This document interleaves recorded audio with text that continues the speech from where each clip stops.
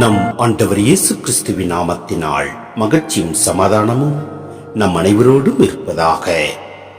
பிலிப்பியர் 4:4 முடிய.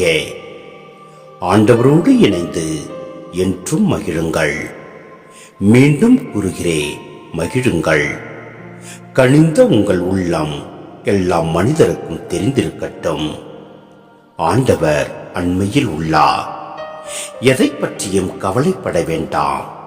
ஆனால் நன்றியோடு கூடிய இறைவேண்டல், மன்றாட்டு ஆகிய அனைத்தின் வழியாகவும் கடவுளிடம் உங்கள் விண்ணப்பங்களை தெரிவியுங்கள். அப்பொழுது அறிவெல்லாம் கடந்த இறை அமைதி கிறிஸ்து இயேசுவோடு இணைந்துள்ள உங்கள் உள்ளத்தையும் மனதையும் பாதுகாக்கும்.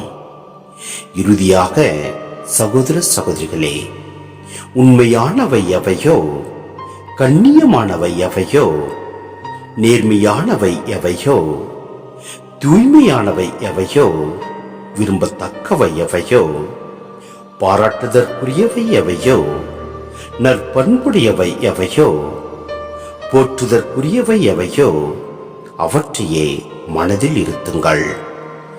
நீங்கள் என்னிடம் கற்றுக்கொண்டவை, என் வழியாய் பெற்றுக்கொண்டவை, என்னிடம் கேட்டறிந்தவை, என் வாழ்வில் நீங்கள் கண்டுணர்ந்தவை யாவற்றையும் கடைப்பிடியுங்கள்.